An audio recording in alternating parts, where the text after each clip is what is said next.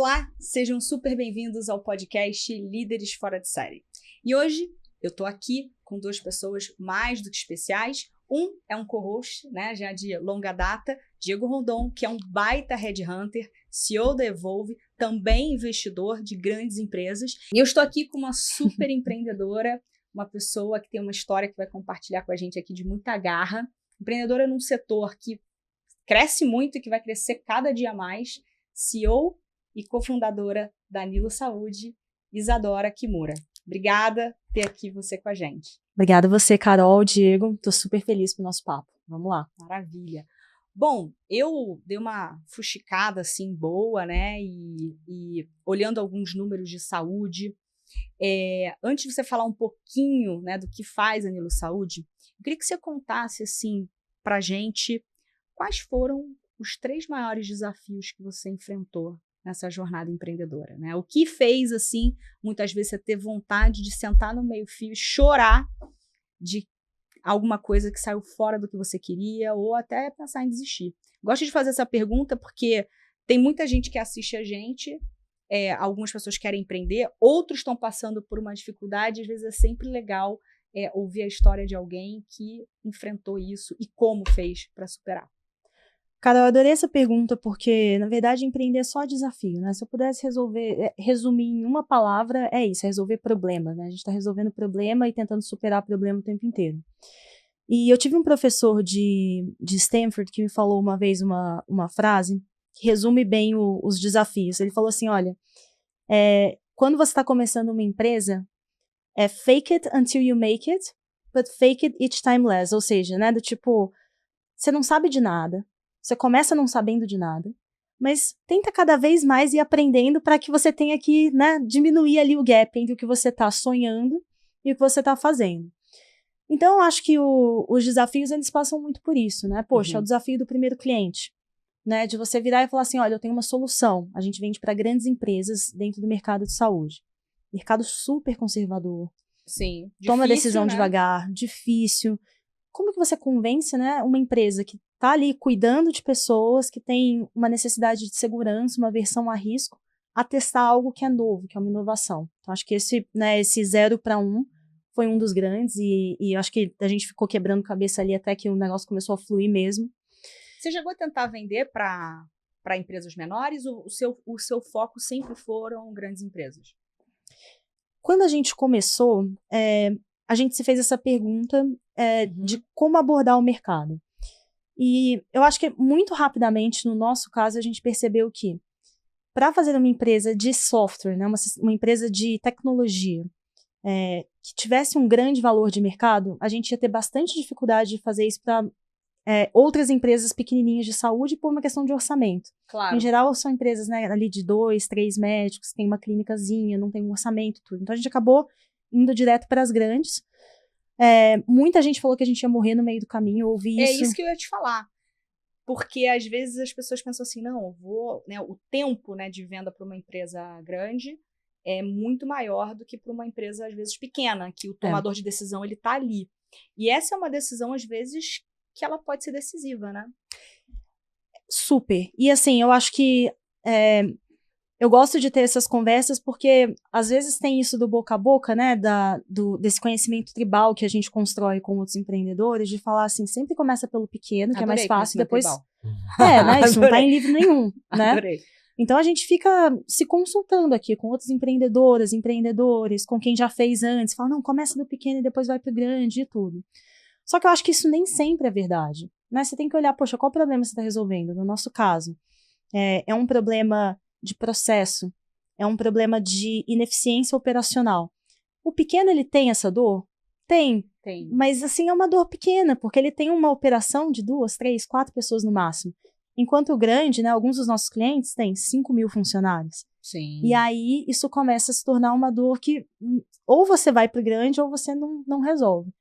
Então, eu acho que essa onda de empreendedorismo no Brasil, para servir a grandes empresas, ela ainda é mais ou menos recente, mas a gente está tentando desbravar aí esse mar. Pegando um gancho aqui, você falou sobre essa questão da dor, né? O quanto essa dor ela é forte o suficiente. tem um livro que eu gosto muito do Steven Blank, né, que são 4 passos, né, que ele fala, e eu me lembro que quando eu comecei a empreender, eu li esse livro, e para mim foi muito interessante quando ele cria uma escada, e que ele diz o seguinte: se você tem uma solução em que a pessoa não conhece, não tem nem a dor clara, você não vai vender. Ela tem a dor, mas ela está tentando entender essa dor. A chance de vender, você vai ter que fazer uma grande curva de consciência. Depois você tem, olha, essa pessoa, esse público aqui, ele busca aquele produto, já está ativamente procurando. É a hora de você chegar. E aí, aquele que já está fazendo, às vezes, dentro de casa, já está errando, já está tentando várias soluções e nada dá certo, esse é o teu cliente. E aí, pegando o gancho do que você falou, eu achei muito inteligente, muito astuto, porque às vezes a gente vai naquilo que parece que é um mercado maior, onde eu tenho um decisor mais fácil, mas não necessariamente é realmente o público que tem a dor e que pode pagar e que já está buscando uma solução ativa. Perfeito. Foi esse o raciocínio que você mais ou menos pensou? Eu acho que você descreveu muito bem. E aí, assim, tangibilizando isso para o mercado de saúde, né? A gente deu um pouco de sorte e azar, porque a Nilo começou no fim de 2019, foi nessa época que eu conheci o Diego, inclusive, né? A gente estava ali construindo o time e ele teve um papel fundamental nisso. E o que aconteceu logo no começo de 2020? Pandemia. Então, assim, a dor das empresas de saúde de conseguir se comunicar com os pacientes de maneira remota, de conseguir operacionalizar uma empresa, né? Imagina um hospital. Tradicionalmente, né, o conceito de um hospital existe há milhares de anos. Né? Os primeiros hospitais surgiram há muito tempo atrás. E eles se parecem muito com os hospitais de hoje em dia. Instituições físicas, com camas, com os equipamentos, com os médicos.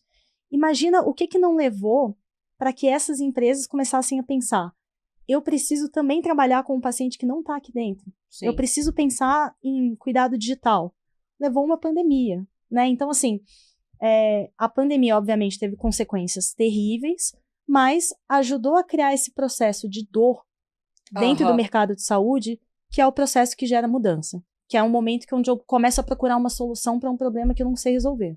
Mas, Isa, aí vem uma provocação para a gente dar um passo para trás. Porque a pandemia foi um divisor de águas para a Nilo, foi um divisor de águas para você, sim, como empreendedora. A gente sabe, a gente acompanhou junto e viveu.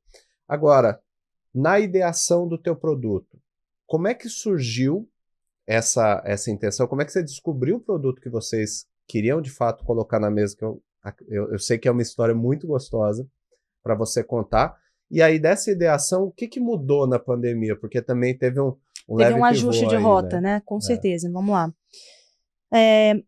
Muita gente que pensa em empreender, acho que às vezes a gente tem esse mito de que o empreendedor, ele já nasceu com a ideia pronta, né? E que ele nasceu para aquilo. Mentira total, né? Comigo, pelo menos, não foi assim, né? Se é com outras pessoas... Eu não conheço. Eu não conheço. E eu acho que foi uma ideia que foi amadurecendo, né? Eu já sabia que eu queria empreender. Estava voltando dos Estados Unidos para o Brasil, depois de ter passado ali 4 anos, fui fazer MBA, tinha trabalhado um tempo no Vale e... Fez o MBA onde? Na Universidade de Stanford, na Califórnia, nos Estados Unidos. Cabeçuda. Nerd. Tem background anterior a isso, inclusive. Depois a gente chega lá.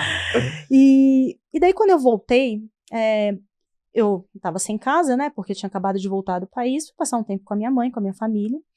E ela estava num processo, assim, no ápice de muita dor dentro de casa pelo cuidado com a minha avó, que estava com Alzheimer's progressivo. Nessa época já que é clássico do empreendedor quando ele vai resolver um problema de uma dor que ele sentiu. Exatamente, né?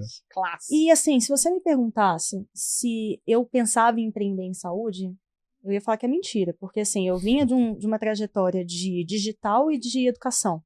Então, saúde não era uma coisa que estava no meu dia a dia. Antes do MBA? Eu sempre trabalhei na parte de produtos digitais. Então, foram 10, 12 anos como Product Manager, lideranças em produto. Então, assim, sempre... Em grandes empresas, ou não? Em pequenas e médias empresas. Então, fui desde 0 a 200 pessoas, uma empresa que acabou fazendo uma saída aí pro empreender é Nilo, primeira vez, Nilo. Tá, e aí ou nas outras você foi colaboradora, fui colaboradora, liderança e etc. E depois decidiu sair para fazer um MBA fora e voltou e teve a situação. Isso, depois do MBA fiquei 1 ano ainda e pouquinho nos Estados Unidos trabalhando no Vale, depois voltei para empreender. Legal. E aquilo assim, né, quando você tem uma pessoa dentro de casa que precisa de cuidado 24 horas, isso vira o centro da vida de todo mundo, né? Porque você tá ali o tempo inteiro cuidando, pensando em para quem que você precisa ligar, coordenando cuidador, coordenando consulta em médico e tudo. E aquilo, assim, foi consumindo a família. Então, eu comecei a olhar para aquilo e falar assim, meu Deus, isso aqui dominou a minha vida, né? A vida da minha mãe, a vida de outras pessoas que estavam envolvidas. E, obviamente, quem sofria, que estava ali na ponta, é o paciente, porque ele fica fazendo ping-pong, vai numa consulta que um médico manda uma coisa, precisa ir para outro lugar, aí precisa fazer outro exame, aí não tem horário, o plano não aprova, o exame que um médico pediu, o outro médico não aceita, vai para o pronto-socorro. Então, assim, é uma coisa que a gente vive, mesmo quando não está debilitado, quando a gente está debilitado ainda mais. Então, isso era um problema que estava na minha cabeça, né? Então, acho que esse foi a sementinha. Uhum. Acabei conhecendo o meu cofundador, Vitor, que estava passando por uma situação muito parecida. Conheceu? A gente foi apresentado por amigos em comum, essa história é maravilhosa. Os dois estavam tentando contratar um CTO, que era um amigo em comum, e esse CTO estava voltando da Europa para o Brasil para empreender também. E ele falou, vocês têm que se conhecer, vocês vão se adorar, vocês são muito parecidos e tal. Eu falei, esse amigo chama Barão, mas esse cara aí, ele também é engenheiro, ele também fez MBA, não vai dar certo, não tô procurando outro cofundador igual, né? Que é parecido demais comigo e tudo. Mas aí ele falou, não, vocês vão se gostar e tal. E aí, de fato... Que é o que importa, na verdade, são os valores, é como pensa e etc. É exatamente isso. Hoje, na era do conhecimento ali, você aprende tudo que é técnico e toca a vida, né? A gente se conectou muito na parte de valores, né? E eu acho que a gente percebeu que, no papel, a gente era parecido em termos de formação, mas na prática, experiências profissionais muito diferentes. E o mais importante, a gente tinha valores e jeitos de pensar em relação a como construir uma empresa muito parecidos. E aí eu falei, Barão, eu acho que gostei mesmo desse Vitor, vamos começar a trabalhar juntos e tudo. E aí você não vai acreditar, o amigo que nos conectou falou, pessoal, desisti. Fiquem vocês dois aí. Ok aí. E eu vou pro Google, vou ficar. Então, assim, foi legal, foi tipo um cupido, né, que conectou a gente. Uma vez que ele se conectou, o Vitor contou que ele estava passando por uma situação parecida, o Vitor já vinha de uma família de médicos, já tinha empreendido em saúde, e isso acabou puxando a gente pro começo da empresa, que foi, poxa, será que isso é um problema só nosso, né, ou é um problema Brasil global? População envelhecendo, cuidado descoordenado, como que a gente cuida, como que a gente resolve isso? Primeira iteração, né, como a Nilo nasceu, foi uma clínica focada no paciente idoso, em como eu consigo coordenar a jornada desse paciente de um jeito diferente, mais custo-efetivo e com a melhor experiência do paciente. Algo que era bem focado em serviço, mas que tinha uma base tecnológica para a gente conseguir dar escala, para a gente conseguir resolver esses problemas de agendamento, consulta remota, documentação. Na verdade, é uma integração, né? Hora de falar, Danilo. Explica pra gente qual que é a dor que você resolve. Pois eu acho que... Aí, Carol, vou até fazer o gancho nessa história que vai ficar mais fácil das pessoas entenderem. Então, a gente criou essa clínica e por trás criou um sistema, um software, preenchendo tudo que estava faltando no sistema de saúde para viabilizar um modelo de saúde que fosse assim, centrado no paciente. Então, era um sistema que conseguia fazer comunicação com o paciente via WhatsApp, telemedicina, envio de documentação, envio de agendamento digital. Isso era em 2019. Todo mundo fazendo ligação, agendamento só por telefone. Parece uma coisa simples hoje, né? Agendar digital, mas não era. Mandando 2019. Exame no papel, ao invés papel, tudo do tipo analógico, tudo desconectado. Então a gente criou um sistema, um software que centralizava as informações do paciente e fazia essa conexão entre prestador e paciente. E aí veio a pandemia, a gente continuou lá com nossa clínicazinha, que não tinha nem 100 pacientes sendo cuidados, e a gente começou a receber demanda de prestadores durante a pandemia falando assim, Isa, é muito legal essa sua clínica aqui dos 50+. Mas e esse software que vocês construíram?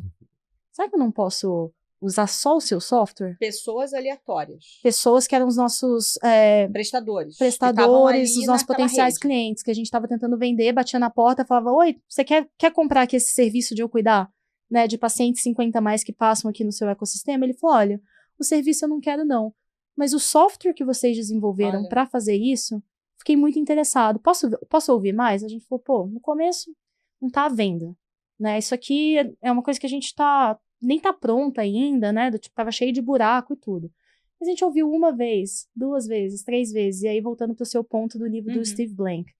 Quando a dor é grande, nessa história de Product Market Fit, o cliente tira o produto da sua mão. Ele fala, me dá que eu quero. É isso que eu preciso. O produto não estava pronto e eles falavam, eu quero comprar. Então isso pra gente, acho que foi um gatilho de falar assim, olha, acho que tem uma oportunidade aqui que a gente não está vendo, o mundo mudou, né? E a pandemia vai fazer uma transformação muito profunda nesse setor de saúde, e o que a gente pode fazer é ajudar todo esse setor a conseguir construir uma relação com esses pacientes usando maneira digital. Então, esse é o problema que a gente resolve. Engajamento e comunicação de pacientes através de uma plataforma que usa dados de saúde para que essa comunicação aconteça. A gente fez o pivô, um pedaço da clínica foi vendido, e hoje a gente está 100% com uma plataforma tecnológica, um software. Tá. E aí, ouvindo um pouco você falar, hoje eu percebo assim, eu sei que, enfim, vivo no médico, estava hoje lá numa clínica que eu tô com tendinite nas 2 mãos, só que horrível. Aí fazendo terapia ocupacional, enfim, um monte de coisa. E aí vem um negócio, vem via Memed, vem outras empresas, vem não sei o quê, tem um monte desses sistemas. Qual que é o diferencial da Nilo? Legal. A Nilo, ela é como se fosse... Acabei fazendo propaganda aqui, corta. Tá? Corta aí.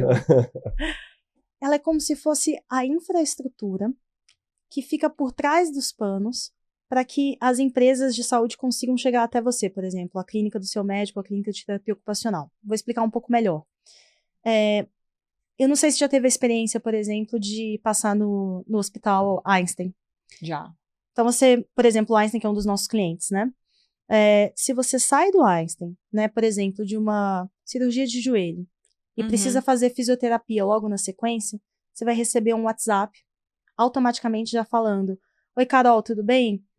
Vamos aqui agendar sua fisioterapia, porque eu vi aqui no seu plano de cuidado que você tem 10 sessões. Eu entendi. É uma grande integração, né, como se pegasse a minha ficha, lesse aquilo, né? E aí, naturalmente, com a tecnologia, eu vou dizendo, olha, você vai ter que passar por físio. Então, ó, tem aqui, você pode fazer aqui com a gente. Não vai lá fazer na concorrência, você faz aqui com a gente, etc. Exatamente. E assim... O exame também, ó, já dá para você fazer aqui. Entendi. Imagina, Carol, tudo que a gente faz, né? Se a gente ficar falando aqui de algum assunto, por exemplo, sei lá, raquete de tênis, a gente vai chegar em casa, vai ter lá, começar a aparecer raquete de tênis, né? Isso.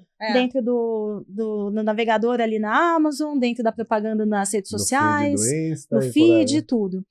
E na saúde é o contrário, né? A gente precisa fazer um monte de coisa, a gente não sabe onde fazer. E é horrível. Como buscar, como que eu ligo, para onde eu vou. Imagina se para tudo que você precisasse fazer, tivesse ali um WhatsApp no seu celular, falando, próximo passo, clique aqui, e que fosse muito fácil agendar.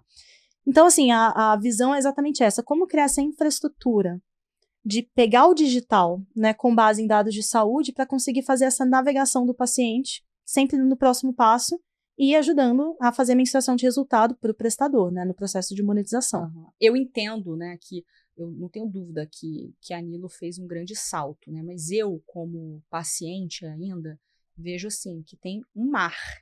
Tudo para ser feito.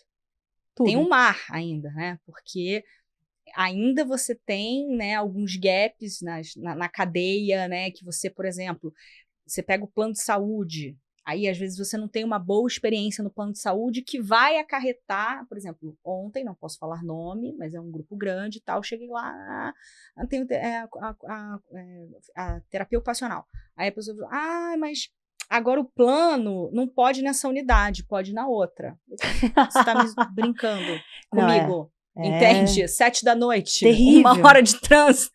Terrível. Você está de brincadeira comigo, né? Mas, enfim, acho que tem um mundo. E o que você vê para o futuro? O que você olha, assim, em termos, claro, que você pode falar, né? Não, lógico. Mas O que você enxerga para o futuro nesse mercado? O que eu enxergo está muito relacionado com o que você acabou de descrever, que é alguém tem que resolver esse problema, né? Porque, assim, a coisa mais valiosa em todo o mundo é a atenção de pessoas. E pessoas, no contexto de saúde, são consumidores, né? O paciente, ele é o consumidor da saúde. Então, alguém vai ter que resolver o problema de como direcionar a atenção do paciente e como fazer com que esse paciente tenha uma atenção que, é boa para ele, né? Boa para a gente como paciente, ou seja, que eu consigo me cuidar melhor, que eu consigo entender o que eu preciso fazer, quando, se eu tenho check-up, né? Qual é a cobertura do meu plano, se eu sou uma pessoa que tem um plano. Se eu não sou uma pessoa que não tem plano, qual é a clínica popular que eu posso ir, ou qual é a unidade do SUS que eu posso ir. Então, assim, esse problema, ele é um problema a ser resolvido. E ele tem valor a ser capturado. Então, assim, o que a gente está construindo, né, como visão de futuro, é, de fato, ser toda essa malha, né, do tipo de captação de dados, encaminhamento de paciente com base em dados, para que o paciente consiga ter uma melhor experiência e para que a gente consiga monetizar a ação e a atenção do paciente a cada espaço, mas ajudando ele a se cuidar melhor. Agora, o como, né, essa é a visão futura. Hoje a gente atende prestadores de saúde, então hospitais, redes de clínicas, ambulatórios, e operadoras de saúde também, e também SUS, enfim, temos vários projetos com SUS, em programas específicos ou populações específicas no qual esse cuidado coordenado gera mais valor. Então, por exemplo, pacientes oncológicos, linhas de cuidado de reabilitação, ou seja, aquelas linhas de cuidado onde, se eu não fizer o acompanhamento do paciente, ele não tem o desfecho adequado e eu estou perdendo espaço com isso. E ponto, até voltando no começo da conversa sobre como conquistar os grandes clientes que vocês conquistaram. Quer dizer, você já citou aqui o Einstein como um cliente, quer dizer, se eu falo em referência no Brasil, o hospital é o Einstein, né? Sim. Muito do mercado da saúde enxerga o paciente ou o cliente dele como sinistro, né? Sinistro no sentido de sinistralidade mesmo, ou seja, um ofensor. Até ouvi isso em termos de produto, que o mercado trata, então, o paciente, cliente dele, como um ofensor. Aí quando você vem com uma proposta, em primeiro, que obviamente reduz a ineficiência da cadeia, mas que gera valor para este cliente, como é que você consegue convencer o hospital, clínicas, enfim, a própria operadora de saúde, que você oferecendo isso vai gerar resultado para ele? Essa pergunta é muito boa, porque parece um problema do ovo e da galinha, né? Do tipo, e eu acho que todo empreendedor faz o ciclo, né? Passa por isso. A saúde tem uma característica que eu acho que outros mercados, principalmente para os empreendedores e empreendedoras aí que vendem para empresas ou para mercados mais conservadores, tradicionais. Ninguém quer ser o primeiro, né? Mas se eu sinto que o meu competidor tá fazendo, é para ontem. É para ontem. Então você precisava de um. A gente precisava de um. E assim, esse processo do ele é um processo do 0 para 1, né? Como eu estava falando, que você tem que ser flexível, entendeu? Você, por exemplo, nosso primeiro grande cliente pago foi, na época, o Grupo Notre Dame Intermédica, que antes da fusão com a Apvida era a maior operadora de saúde do Brasil. A gente começou um relacionamento com eles, que eles falaram assim, olha, a gente precisa de uma empresa para fazer modelo de previsão de reinternação. Não era o que a gente fazia. Não era. A gente fala, cara, a gente estava, na época, era coordenação de cuidado de paciente idoso. Modelo de reinternação. Mas a gente falou assim, faz o seguinte, me dá isso aqui, eu vou fazer. Eu vou fazer. Deixa que eu faço. Fizemos com excelência, foi entregue. E eles falaram assim, o que mais tem aí no seu portfólio? A gente falou, opa, agora é nossa hora de brilhar. Aí a gente foi construindo uma relação, foi mostrando valor, aí eles viram um produto e falaram, vamos fazer um teste? Faz com uma população pequenininha, começou pequenininho, depois foi crescendo. Então, assim, negócios não são só sobre produto, são sobre pessoas, né? A gente estava falando disso, relacionamento. E a gente não veio com, né, berço de ouro, de falar assim, a gente já conhece todo mundo em saúde.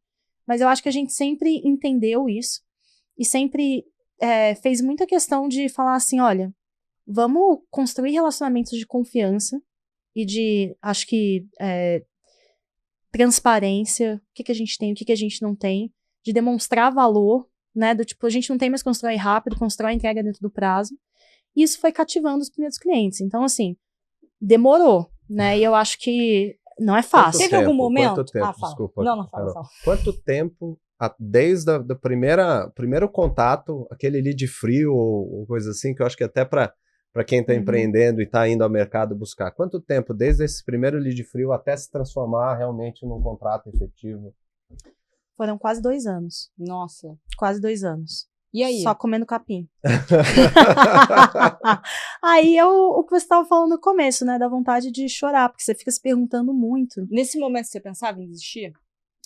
Empresas líderes já utilizam nossa revolucionária calculadora People Performance Loss para maximizar o desempenho organizacional. Junte-se aos visionários que transformaram suas equipes e impulsionaram resultados. Estudos detalhados revelam que organizações que não abordam efetivamente a performance de suas equipes e líderes enfrentam uma perda média de 45% em receita. Nossa PPL foi testada e validada, proporcionando economias substanciais a essas empresas. Desenvolvida por especialistas em gestão de talentos e análise financeira, a PPL é a ferramenta de referência para CEOs comprometidos em otimizar não apenas a eficiência geral, mas também os resultados e crescimentos financeiros tangíveis. Nós analisamos métricas específicas que revelam o impacto financeiro direto na baixa performance, desde o nível operacional até a mais alta liderança. Descubra áreas precisas para intervenção e alavanque o potencial não explorado em sua empresa. Introduzimos uma abordagem inovadora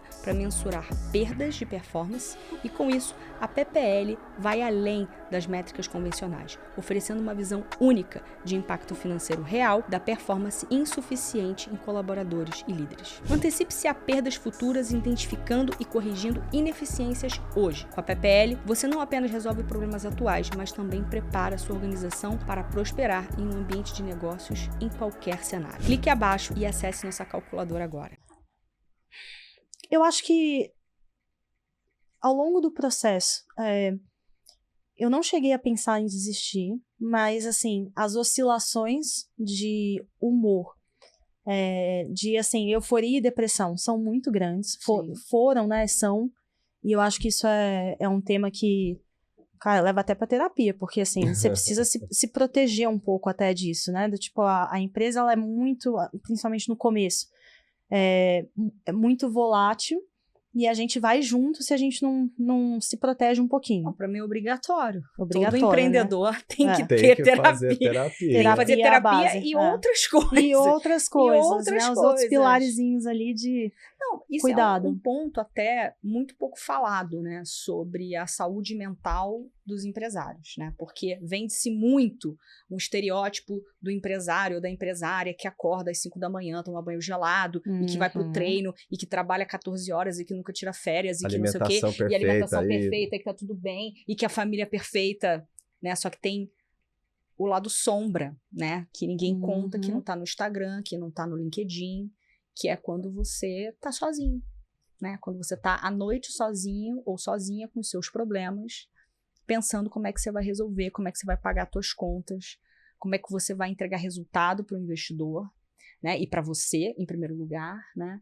Então, e eu acho que, óbvio, eu não estou querendo aqui endeusar os empresários e empresárias, não é esse meu papel aqui.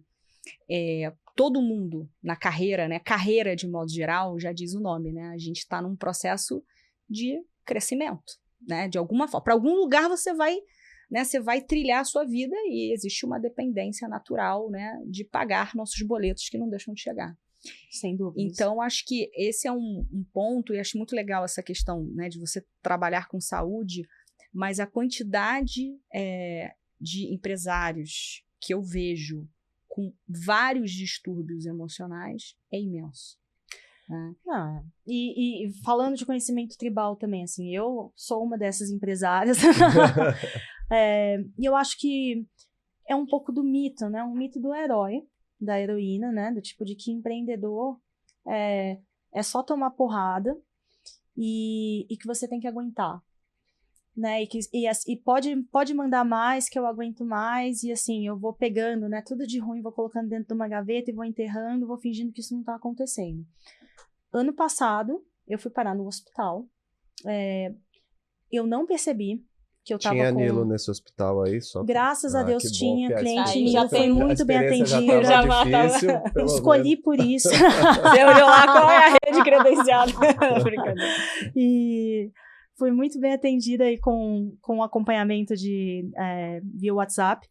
Mas a causa raiz, né, fiquei internada pela primeira vez, foi ansiedade, estresse, que gerou uma baixa de imunidade, que gerou uma infecção oportunista, que no meu caso foi herpes zoster. E assim, tive que ficar lá tomando antiviral, porque do tipo, né, princípio rosto? de paralisia facial, no rosto e tudo. Meu pai teve também, né, meu pai teve uma época que eu não via meu pai, né? Meu pai trabalhava tanto, e um dia ele caiu assim, doente, da noite pro dia, o rosto todo tomado, ficou, assim, é aquela velha história. Se você não parar, o seu corpo vai te parar. Eu vi uma frase esses dias, não me lembro em que mundo que eu tava, mas eu ouvi essa frase, não sei se foi do além, que é o seguinte, o corpo mediúnico no teu ouvido, viu? Ele falou, porque assim, eu tô com tendinite nas duas mãos, então assim, tem alguma coisa errada aí. O que eu vou fazer? Não, mas eu vou sair daqui e vou pra acupuntura, que é onde eu equilibro um monte de coisas em mim, né, ali. Mas enfim, voltando à frase, e eu achei muito interessante essa frase, né, falando sobre o corpo e a alma, né, a mente, né, vamos chamar de alma/mente. O corpo, ele tá aqui para disciplinar a mente e a alma. Eu achei isso tão incrível, porque às vezes a gente acha que é o contrário. Essa casca que a gente tem, ela é uma limitação do corpo físico, mas que ela mostra pra gente quais são as nossas prioridades e aquilo que a gente precisa fazer. Amei essa frase, amei. E assim, as pessoas não falam muito sobre isso. Uma das coisas que me ajudou, inclusive a pedir ajuda, né, e começar, por exemplo, o processo de terapia, e começar, por exemplo, a repensar o que está me causando essa ansiedade, como que eu, né, tento ir trabalhando aqui causa raiz e tudo. Foi conversar com outros empreendedores e falar, olha, também estou sofrendo, tive burnout, tive que parar e largar a empresa 4 meses.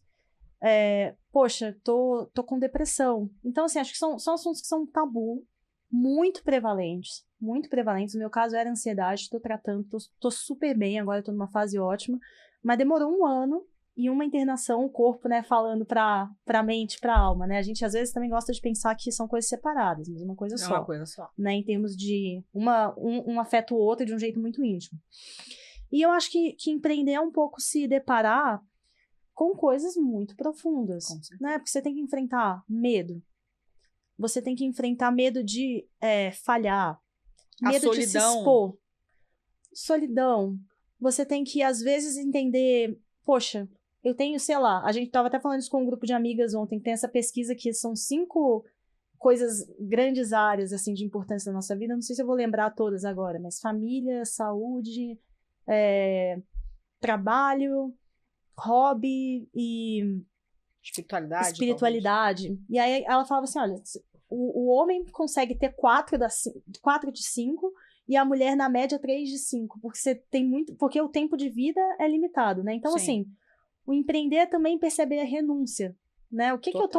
Quais outras dessas frentes eu tô deixando de lado para eu conseguir me focar em uma que domina? E tudo isso eu acho que um estresse mental e um processo que é profundo. Se a gente não tá atenta, é fácil. E nesse momento que você ficou afastada 4 meses? Não, eu fiquei. Tá. Eu fiquei internada 1 semana só, mas esse meu amigo que ficou 4 meses. Você já voltou a trabalhar direto depois? Cara, olha que história maluca. Eu fiquei do hospital fazendo call, tentando vender pra rede de hospital, colocava. Sem brincadeira, eu tava. Sabe por quê? Porque quando isso aconteceu, eu não percebi a gravidade do problema. Eu Você achava achou que era Eu falei, cara, isso aqui estão exagerando, não é tão grave assim. É gravíssimo, eu acho. Quase fiquei com paralisia facial, cegueira, surdez, causada por estresse. e eu estava do hospital trabalhando. E eu acho que demorou, depois, assim, meses, depois de eu ter saído do hospital, para eu conseguir entender o que realmente estava acontecendo. E, assim, um sofrimento que eu tava me causando, né? Porque é isso, você empreende Sim, do a tipo, gente você, mesmo né? faz isso, É você né? com a bota na sua própria cabeça ali, espremendo ela. Então, mas é isso. Eu saí depois de uma semana, mas o processo de cura, vamos falar assim, 1 ano. tá acontecendo ainda. Ainda tá rodando. Ainda Você falou uma coisa, você falou das áreas da vida, das 5 áreas, e você falou que o homem consegue mais, a mulher consegue menos. Eu vou pegar esse gancho, Carol. Pega o gancho. Porque a gente precisa falar sobre isso. A gente precisa falar sobre a pressão na empreendedora mulher, Sim. né? E o quanto a empreendedora mulher, ou a mulher como um todo, é mais cobrada do que o empreendedor homem, enfim, ou independente disso, mas tem uma pressão. E como é que você Eu enxerga ia trazer aí? esse tema, mas adoro quando homens trazem. Acho que a gente vive numa sociedade que está se ajustando, né? E acho que é louco pensar que a nossa geração, por exemplo, é a primeira geração que existem lideranças femininas do tipo a ponto de serem um grupo, né? E não uma, Isolada, né? Do tipo e... em milhões. Primeira geração que sai de casa para morar sozinha antes de casar, né? que não idealiza casar como o sonho principal da vida. Que o casamento não está conectado à independência financeira e de vida. E ao acho sucesso, interessante né? que sucesso. a gente também começa a ter, né, essa questão. A mulher tinha a família, a formação da família como o grande objetivo. Agora, é natural você ouvir mulheres que falam, eu não quero ter filho. E é a primeira geração que não só fala isso, como também tem possibilidades de criação de família em tempos diferentes, né? Sim. Com todo esse processo de fertilidade, né? Isso é outra frente que a gente atua bastante também, linha de cuidado de fertilidade. Então, é um assunto que eu fico pesquisando como paciente e como trabalho. Então, assim, é confuso, né, digo, a gente estar num mundo que se transformou, mas ainda tem um pé aqui e um pé ali, né? Porque eu acho que a mulher, de certa forma, ainda tem responsabilidades explícitas e implícitas, né? De cuidado e de formação de família e de cuidado com a casa. Em saúde, em específico, tem uns dados maravilhosos, né? Não só de que mulher vive mais, mas que a mulher ela é responsável pela saúde dos outros, inclusive dos próprios filhos, do parceiro, quando do marido, casamento... Muitas vezes, já tive casos de empreendedoras na Bunit que a sogra ficava doente e quem levava no médico era ela. Né? Isso não é uma crítica, mas é um dado interessante. A realidade. É a realidade hoje, eu acho que muitas vezes não é consciente, ou muitas vezes é um conjunto de razões, né? Então, não tô aqui nem para julgar, mas é a realidade. Então, assim, isso, né, falando de casamentos, né, heteronormativos e tudo, mas acho que o ponto principal por que existem tantas responsabilidades, eu acho que implícitas e explícitas, que vão além, né, do tipo, só do trabalho, a mulher tem direito, a mulher consegue pegar menos, né, dessas caixinhas. Consegue se realizar menos no em geral, o que cai é o hobby, em geral, o que cai são as coisas que são para ela e que só dependem dela. Porque no que depende dos outros, né, tem esse senso de cuidado, de responsabilidade que é histórico. E assim, eu acho que eu passei por um processo, pessoalmente, de me ver empreendendo, que foi do tipo, eu precisei ir para um outro ambiente, né, ir lá para Califórnia, para uma escola. Eu fiz graduação no ITA, onde tínhamos 5 a 10% de mulheres por turma. Nossa. Né? Então, de uma turma, imagina, morar 5, no meu caso, 6 anos, num lugar isolado, numa bolha. Masculina, com 10% de mulheres. Imagina o que foi esse mundo, né, ao longo de 6 anos. Então, assim, eu passei dessa experiência para depois uma experiência de estar num lugar, né, que acho que é muito mais esse tema de diversidade de gênero, muito mais difundido, numa turma ali de MBA que era meio a meio, homens e mulheres, e onde o tema de empoderamento feminino, no processo de construção de lideranças, de exemplos, já era pauta.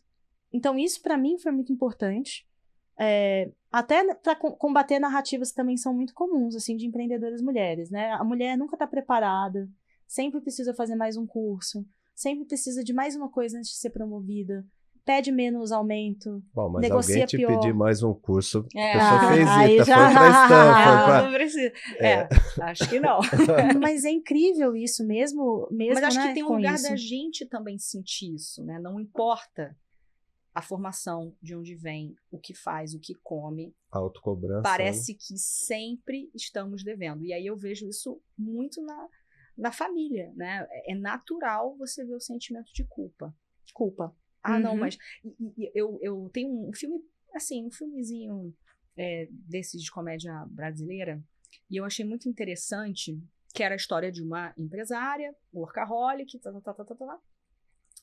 e em algum momento ela enriquece, ela fica rica, o marido é arquiteto, e aí ele fala assim pra ela, ele diz pra ela assim, porque você, na verdade, é uma grande egoísta. Porque a história do filme é que ela vai lá, ela vai para uma clínica de reabilitação, ela foge e ela volta, e aí tinha uma empresa que estava competindo com a empresa dela e ela surta de novo, e aí a história é essa. E aí ele chega para ela, Nada de novo, empresária surtada, workaholic surtada. Exato, somos aqui.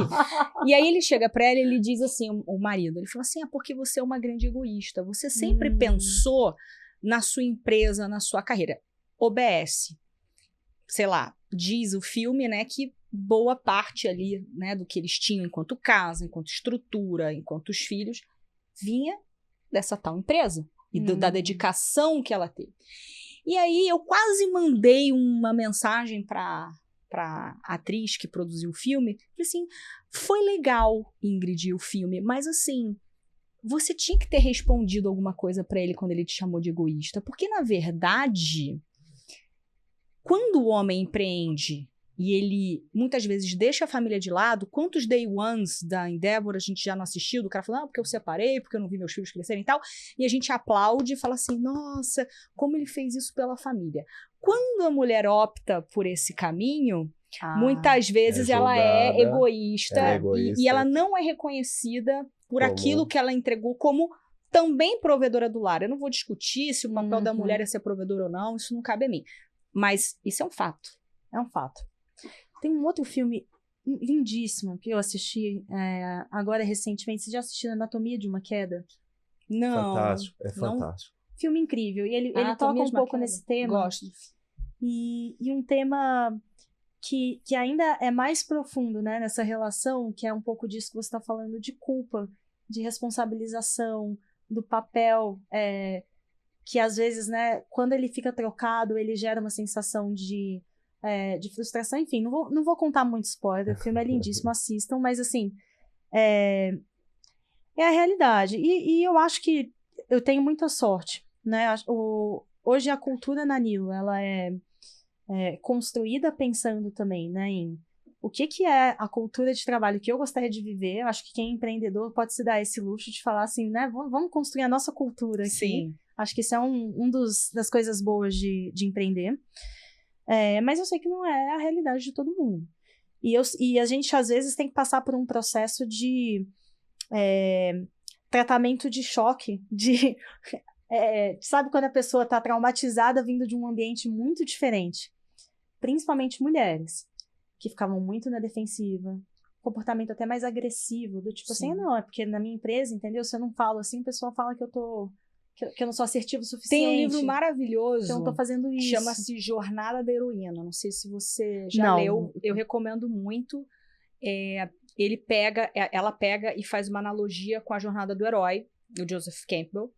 E ali ela vai construindo essa jornada da mulher, o porquê que muitas mulheres elas precisam se masculinizar, né, buscar essa força masculina para conseguir, né, muitas vezes falar de igual para igual, né, ser respeitada, e que isso lá no fim traz um grande vazio, né, desse lugar que acaba sendo mais ocupado por uma energia masculina do que feminina. Olha, eu amei esse livro já, vou ler e me identifico 100%. Te mando depois. Né? E eu fico brincando, né, que é esse processo de detox, né, que as pessoas passam, às vezes as mulheres passam a entrar na Nilo, mas eu vi isso acontecendo na minha própria vida, né, essa experiência que eu contei. Vocês já ouviram falar? O Rondon com certeza, mas assim, daquele teste MBTI, né? Sim. Do tipo, que são 4 letras. E a terceira é thinking versus feeling, né? Do tipo, pensamento versus sentimento. Em geral, separa pessoas, assim, que o T, né, que é o thinking, é um pouco mais no racional e o feeling mais conectado com o emocional. E olha que loucura, eles falam que, em teoria, o teste você não muda ao longo da vida. Que eu fiz logo na época que eu saí da faculdade e deu T. Depois de eu ter passado pelo meu processo, né, que é o de racionalidade, depois de eu ter passado pelo meu processo de detox pessoal, né, que foi a saída para Califórnia, outro ambiente de trabalho, já virou outra coisa, outras inspirações, ele foi para F. Olha. Isso foi uma coisa que eu fiquei refletindo muito, justamente falei, cara, não que eu não tenha o meu lado racional, mas eu sou uma pessoa, naturalmente, quem me conhece, emotiva. Pessoa que se emociona, sabe? Que vê gente torcendo, vê o Brasil jogando, antigamente, né? A seleção de antigamente. Essa seleção. Chorava, essa não né, tá de dando, emoção. não. Não, essa Não. de hoje não, só Eu chorar sei, de raiva. Seleção, né, 2006, ali era uma seleção que dava ali pra gente Que chorar. vê show de música, arte, sabe? Fica tocada, que gosta de se conectar com as pessoas. E isso sempre foi uma característica minha desde criança. Só que existiu esse hiato, né, onde eu fui me transformando, eu acho que num modelo para me sentir subconscientemente. Senti que eu precisava, né, se eu quero pertencer aqui, eu preciso parecer com essas pessoas, e as pessoas que estão aqui não se parecem comigo, então eu preciso me encaixar. E isso pesa, né, acho que um peso que quando a gente entende que ele não é necessário, que vem também de um lugar de, né, autoconfiança, de empoderamento, cara, você vai mais rápido, que você não tá carregando aquela mochila nas costas de, poxa, deixa eu ficar me controlando aqui, porque senão eu não vou ser aceita. Libertador, né? É libertador. É libertador. E eu acho que esse é o momento que a gente tá vivendo, né? De criação de referências para que outras mulheres, outras pessoas que comecem a empreender, tirem aquele estereótipo de que empreendedor, né? Já falando no gênero generalizado masculino, né? Porque em geral também tem isso. Qual o percentual de empreendedoras mulheres? Muito baixo. Muito baixo. E de investidoras mulheres, menos de 5% dos investidores são mulheres, né? Então tem todo um ciclo na cadeia. Mas de isso ser uma coisa cada vez mais comum, onde as pessoas olham, se reconheçam, se sintam representadas e falam, eu posso ser quem eu sou, tem espaço para isso. Né? Acho que é parte desse pedaço da jornada que a gente está vivendo. Bom, a gente está finalizando, mas eu queria que você deixasse um recado. E não precisa ter gênero, mas o recado que você quiser, assim, do coração, para quem está nos assistindo. Acho que a gente tocou em temáticas aí bastante profundas, né? E que podem, de alguma maneira, não só inspirar, mas alertar, né? Não só empreendedoras, como empreendedores. Bom, acho que eu posso falar de muitas coisas. Talvez eu vá me focar nessa fala final em 2. Uma é para as pessoas que estão no processo de começar a empreender. Ninguém nunca tem tudo bem resolvido, nem no começo, nem no meio e nem no fim, tá? Eu acho que nem no dia 0 a gente sabia exatamente qual era o produto e qual era o cliente, é um processo de refinamento, descoberta. Você está sempre com 1 ou 2 variáveis ali que você não sabe exatamente como você vai resolver, né? Quais são. Mas é parte da jornada, né, e entendendo agora que você entende uma, deixa eu resolver a outra, e aí outras variáveis surgem. Quando você estava começando, hoje que a gente está há 5 anos, e eu converso com, né, amigos ali que estão no Nubank, que estão em outras empresas já pós-IPO, e você pensa, cara, acabaram os problemas, né? Não, são outras variáveis, outros problemas que você está resolvendo.